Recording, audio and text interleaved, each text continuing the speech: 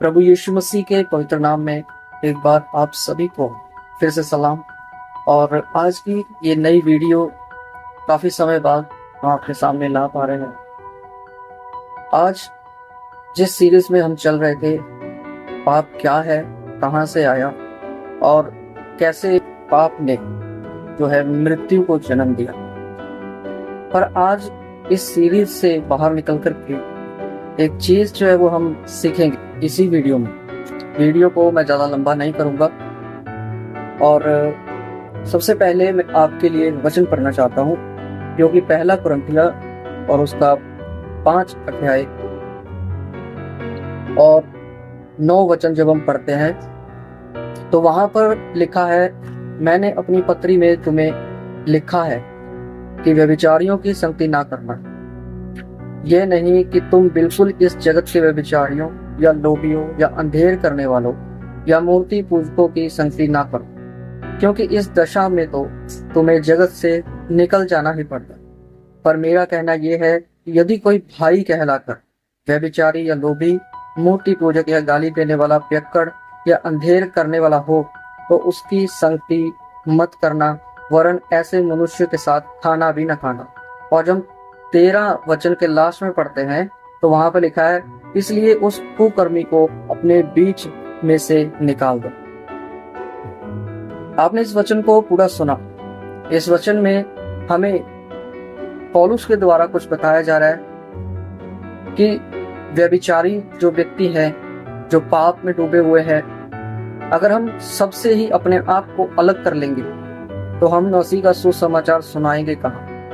क्योंकि पौलुस ये कहता है कि मैं जहां गया, जिन लोगों में गया, मैं वैसा ही हो गया। वह इसलिए कहता है क्योंकि उसको लोगों को खींच करके लाना था मसीह में।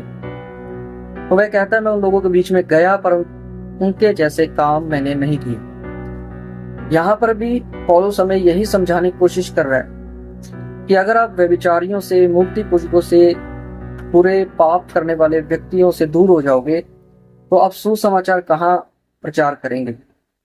अभी ये व्यक्ति भाई नहीं कहलाया, यानी कि मसीह में नहीं आया, परंतु पौलुस ने हमें ये भी बता दिया कि मसीह लोगों को कैसा होना चाहिए। मसीह लोगों के लिए ये चीज लिखा है कि अगर कोई भाई कहला करके व्यभिचारी, लोभी, पियक्कड़, मूर्ति पूजा करने वाला या गाली देने वाला हो तो उसके साथ बिल्कुल भी संगति ना रखना। बिल्कुल भी आपको संगति नहीं करनी है और ना ही उनके साथ आपको खाना खाना है। एक वचन कहता है, ऐसों को नमस्कार भी नहीं करना है। और जिस तरह हमने 13 वचन के लास्ट में पढ़ा लिखा है, इसलिए उस कुकर्मी को अपने बीच से निकाल दो। जब हम इन वचनों को देख रहे हैं तो हमारी समझ में कुछ बातें जरूर आती है जो खुदा की ओर से हमें मिलती है, और वह बात यह है, परमेश्वर ने अपने लोगों को ये आज्ञा दी कि परमेश्वर ही ईश्वर है, आपके सामने कोई और नहीं होना चाहिए, क्योंकि वही हमारा छुड़ाने वाला है, वही बचाने वाला है। और 10 आज्ञाएं जब आप पढ़ेंगे तो वहां पर हमें ये चीजें पढ़ने के लिए मिलती है। परमेश्वर जो है प्रेम करने वाला भी है और जलन रखने वाला भी है। मैं आपको बताना चाहता हूं कि अगर आप मसीहियत में सही तरीके से चलना चाहते हैं तो खुद बाइबल पढ़े, खुद अध्ययन करें, परमेश्वर से प्रार्थना करें और बाइबल में अपने आप को लगाई रखें। क्योंकि भजन संहिता 1 हमें ऐसा ही बताता है, एक ऐसा व्यक्ति जो हरा भरा है, हरे भरे पेड़ के समान है और फलदायक है, वह ऐसा है जो बहती नालियों के किनारे लगाया गया। वह ऐसा है जो दिन रात परमेश्वर के वचन पर मनन करता है। वहां पे सिर्फ दिन नहीं लिखा या रात नहीं लिखा, दोनों लिखा, दिन और रात।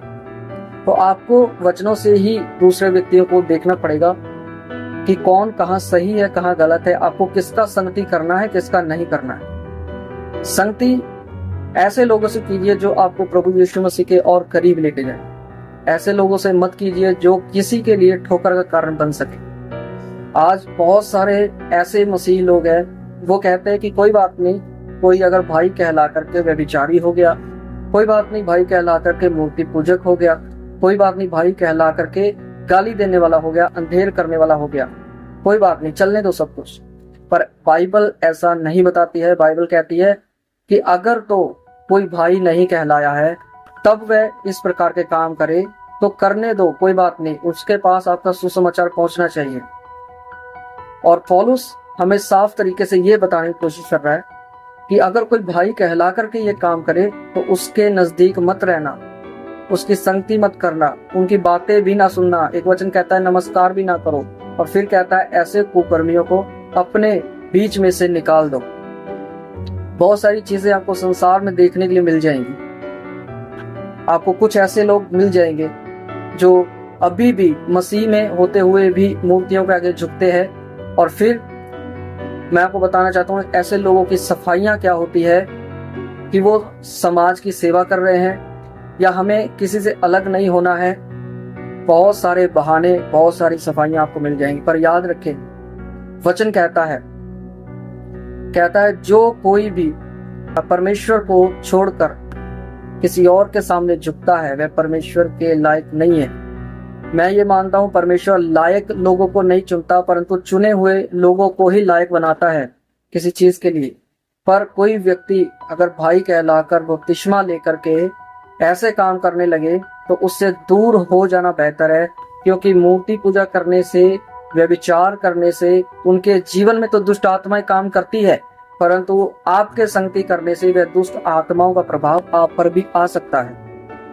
एक व्यक्ति परमेश्वर की मेज से और दुष्ट आत्माओं की मेज से दोनों में बराबर नहीं खा सकता है। उसको एक ही तरफ रहना पड़ेगा, या तो वो परमेश्वर की पवित्र मेज पर आए और या फिर वह दुष्ट आत्माओं की मेज पर जाए। तो ऐसे लोगों से बच के रहिए। बहुत सारे लोग, बहुत सारी चीजें और बहुत सारी कलीसियां आपको ऐसी मिल जाएगी जहां पर ये चीजें अब आम हो गई हैं। और मैं भी आपको यही कहना चाहता हूं, पौलुस की तरह थोड़ा अपने अंदर स्वभाव लाने की कोशिश करें। आप जिन भी लोगों में रह रहे हैं, मैं आशा करता हूं कि उनके जैसे आप काम ना करें जैसे अन्य जाति करते हैं, परंतु आपके अंदर से यीशु मसीह दिखना चाहिए, आपके बातों में यीशु मसीह दिखना चाहिए, आपके स्वभाव में यीशु मसीह दिखना चाहिए।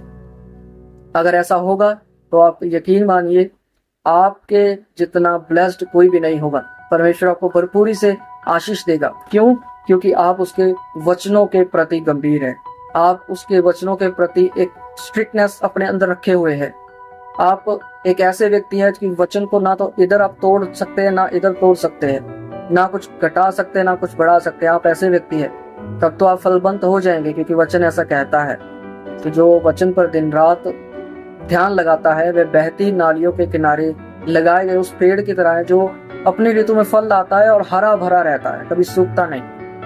बहुत सारी मिनिस्ट्रीज हैं, बहुत सारे लोग हैं जिनमें बहुत ही बुरी चीजें देखने के लिए कई बार मिल जाती है, और दुख के साथ कई बार ये चीजें बतानी पड़ती है। तो मैं आपको ज्यादा खुल करके इस वीडियो में नहीं बताऊंगा, पर आप खुद समझदार हैं और खुद आप समझ जाइए। मूर्ति पूजा, व्यभिचार, अंधेर करने वाला, गाली गलौज करने वाला या शारीरिक जितने भी काम हैं, अगर भाई कहला करके कोई ऐसे कामों में है तो याद रखें, उसको उठाइए, उसको छोड़िए मत। वचन कहता है ऐसों की संगति ना करें।